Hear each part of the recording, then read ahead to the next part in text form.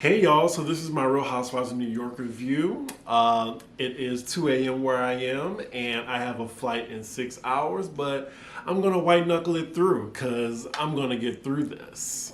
So yes, let's get into the episode. This was left off on a cliffhanger last week when Sonia mentioned Wells Fargo in front of Sonia, when I'm guessing Sonia is pro JP Morgan Chase.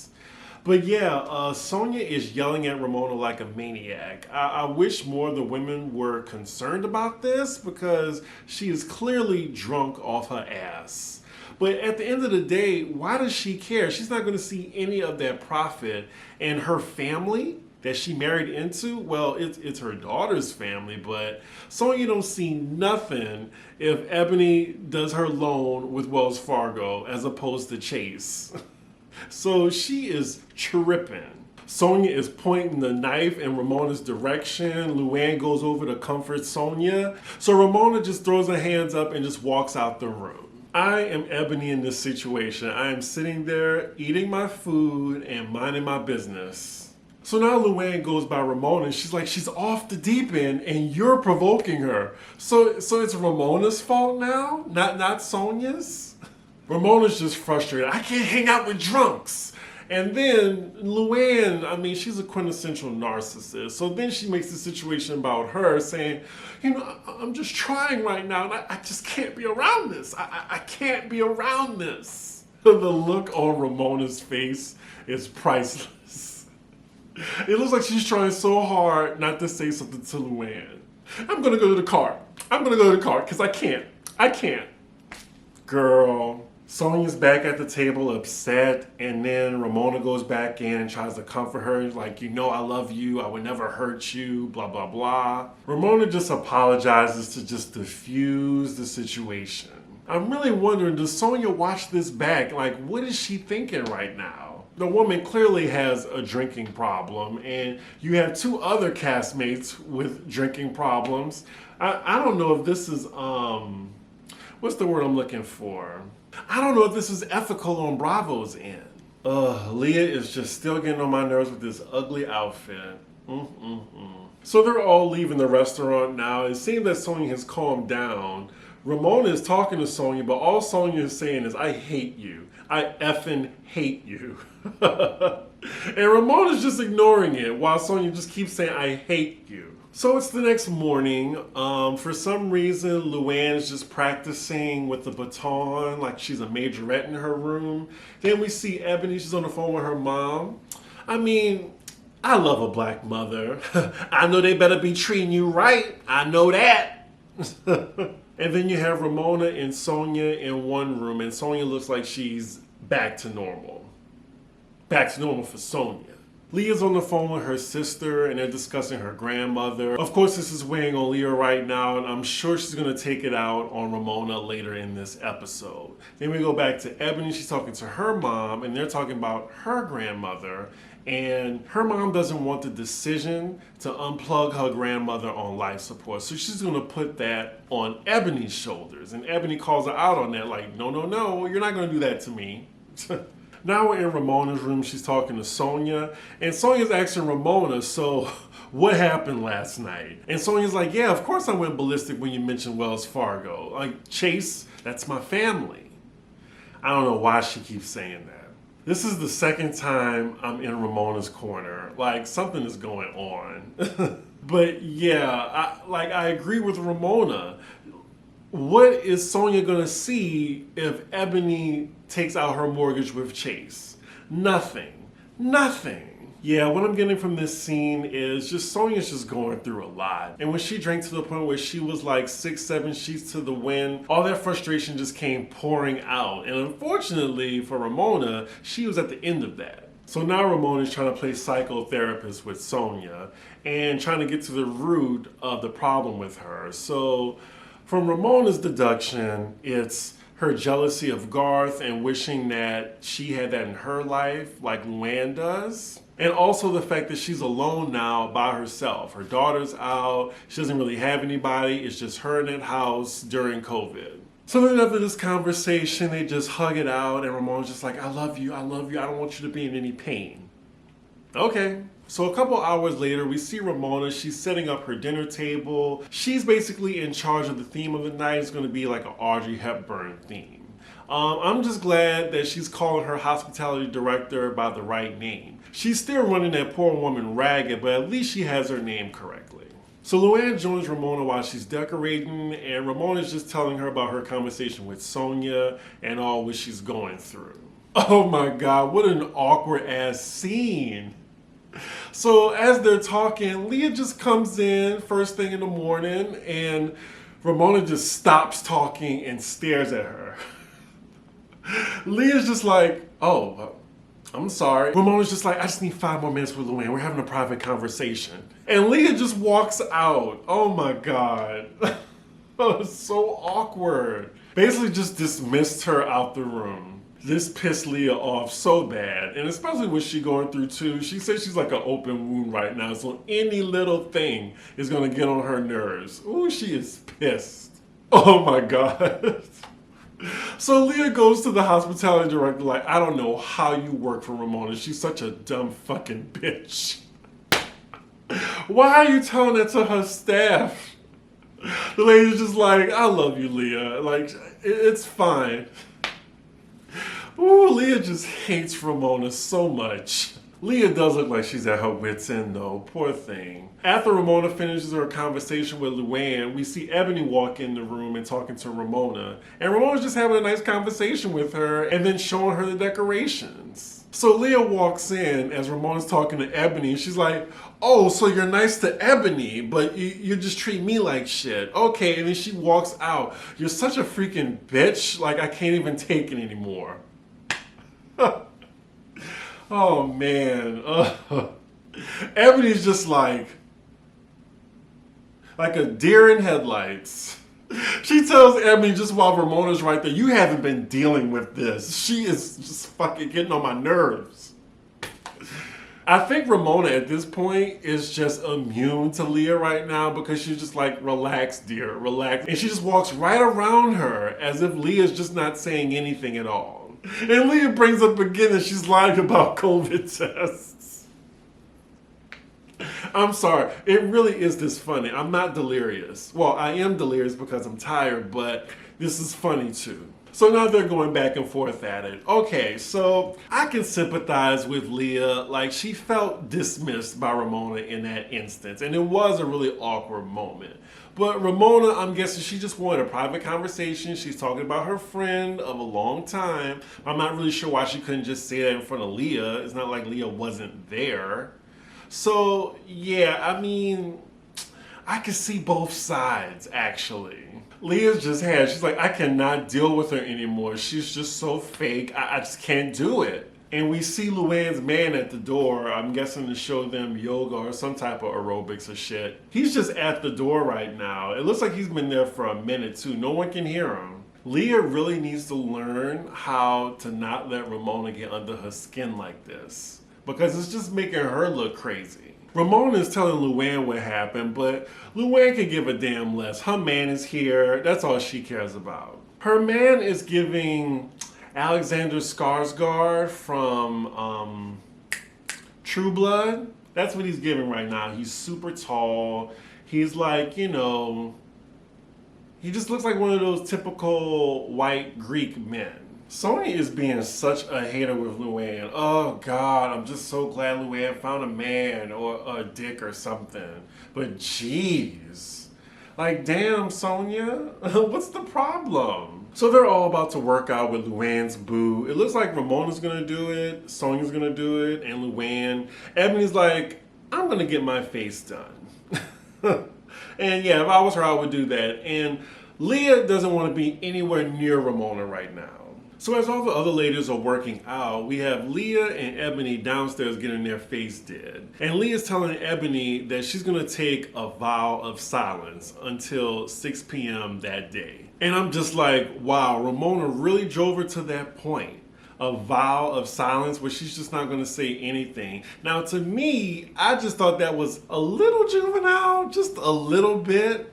And also hella extra. So now later on, when they're on their way to the oyster place, Ramona tries to talk to Leah, and Leah's like, And then Ebony informs Ramona on Leah's behalf that she's taking a vow of silence.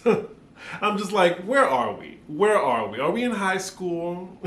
I'm surprised Ebony even volunteered for this. I'm just surprised Ebony even went along with this. So now they're all on the bus, and Luann is talking to her man again, and I'm guessing he's coming back to cook, and he's talking about bringing chicken instead of lamb, and then this just sets up Sonia. Like, she is just tired of Luann being happy with her man. Like, she's even mocking Luann on the bus. Oh, Lord. Sonia going down the wrong road.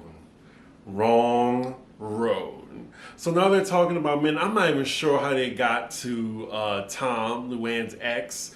But then Sonia's telling this to Ebony, she took my guy. I had him first. Now, this just sets Luann off. You know, I'm just tired of you. He only fucked you once. I don't know what you're talking about. He was mine.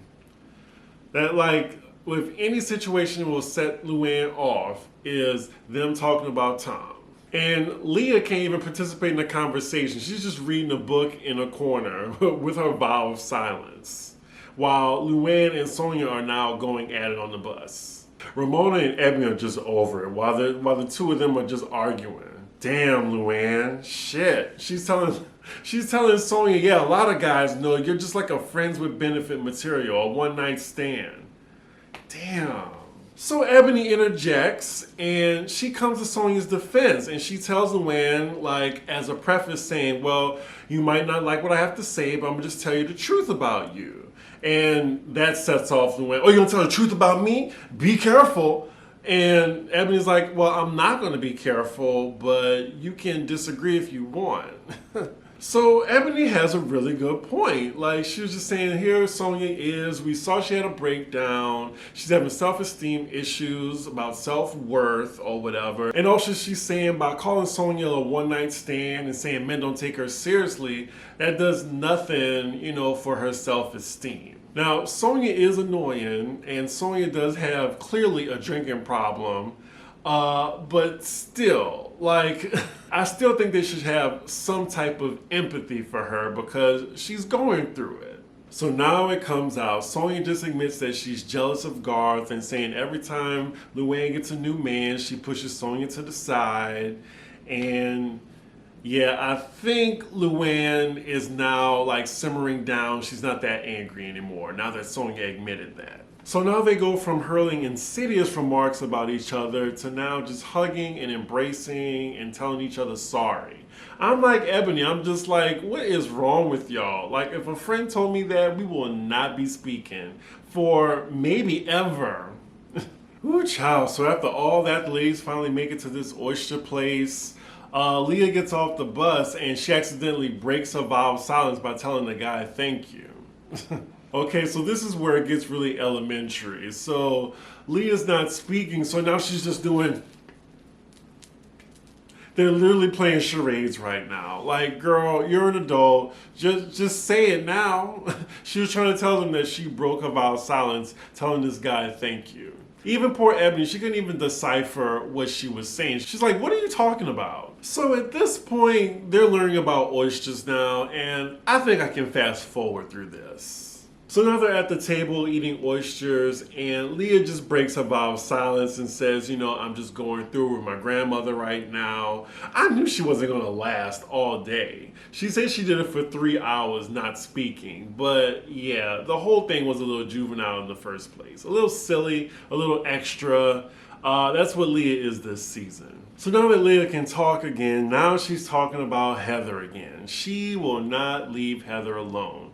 I think she's personally threatened by Heather because she's the only other woke white woman on this show. So she brings it up by saying I don't know who this woman is. I just met her 1 second. We see her meeting at the Berkshires, and Heather looked like she was nothing but nice to Leah. Why is she so pressed about what Leah said on her podcast? Have you heard what you said about Ramona? Yeah, this just turned out to be some mean girl stuff. So Heather will definitely be spending the night at Ramona's, but they're going to put her in the basement like they did to Luann the other season. Okay, so the ladies are back from the oyster trip. They're all getting ready for this Aubrey Hepburn evening. They're getting their faces did. Ramona has a black server right now, and you know she better be on the best of behavior to this gentleman.